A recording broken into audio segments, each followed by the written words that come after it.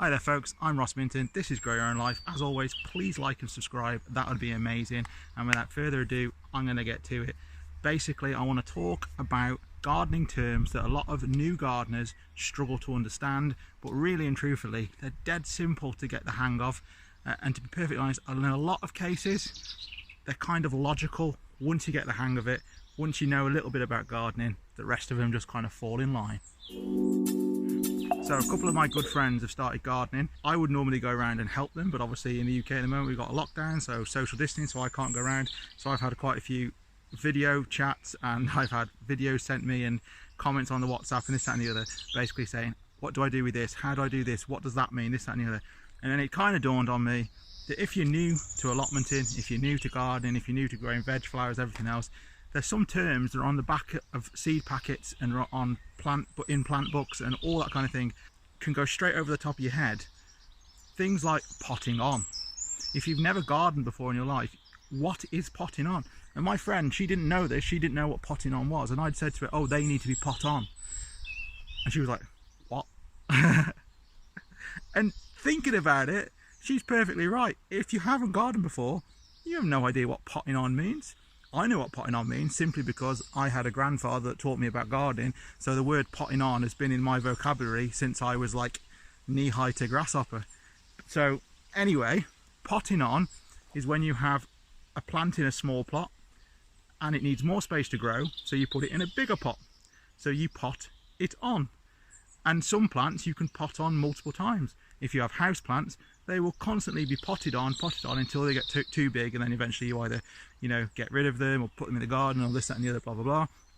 Other plants, things like cabbages, you start them off really small, and then you want to pot them on and you want to put them into a bigger pot so they can grow on and they can develop. And then eventually you'll pot them out into your garden. So you pot on and you pot out, or you plant out. Gardening terms, potting on, moving from one pot to the other, normally from a smaller pot to a bigger pot, and planting out, which is going from a pot to your vegetable patch. Another gardening term that a lot of people don't understand is true leaves. Now this again goes back to potting on a little bit. When you grow a seed and it shoots up and it's about that big, you'll notice two leaves. Now they're the seed leaves. They're the leaves, their sole job is to get that plant, that seed growing. So they grow and they eventually die off, and then the plant has its true leaves. And its true leaves are the leaves that identify it as that plant. I'll put loads of pictures up of true leaves here and loads of pictures of seed leaves, and you'll see the difference. Some people see these two little leaves die off and they go, oh my God, I've killed my plant. Don't worry, it's the seed leaves. They've done their job, they die off, and it's all good. It's the true leaves. If you have a look here, this is a squash, and you can see the true leaves, and you can also see the seed leaves.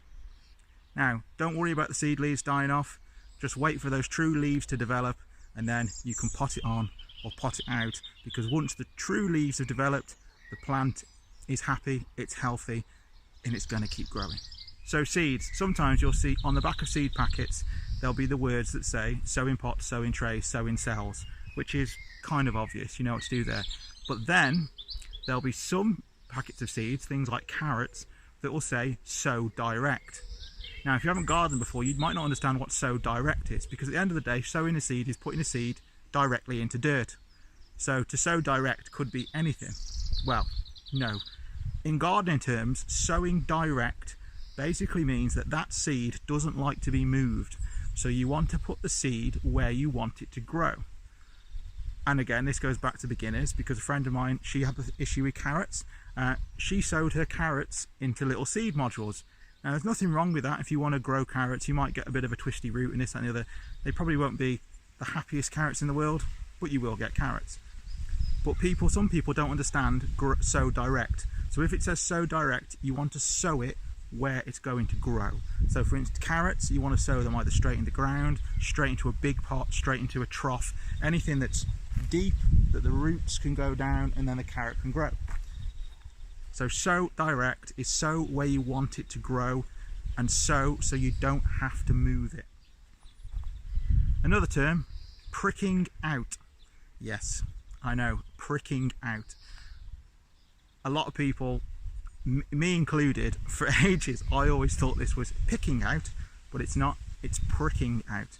And it comes from when people used to have tiny little needles or bone needles and they would get the seed that's grown with the shoot and they would put it in to tease the roots out, and they were to put it into a pot. So pricking out is when you've sown all your seeds and they're all in a tray and they're everywhere and you need to pot them on.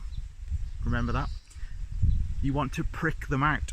So you gently hold the leaves, you put something underneath the roots and you tease them out, you prick them out. So pricking out goes with potting on. So folks, we're still at the start of the growing season at the moment, and so hopefully to all you new growers who have currently got seeds sitting in windowsills, sitting in greenhouses, this video will help you with the terminology. So when you go onto a forum or you show your friends and family a picture of your seeds and your granddad or your nan or one of your friends says to you, oh, that needs pricking out, you need to pot that on. Oh, there's true leaves there, those look healthy. You know now what we're all talking about. We're not mental, it's just gardening terminology. Anyway folks, as always, like and subscribe. I've been Ross Minton, this is Grow Your Own Life. Speak soon.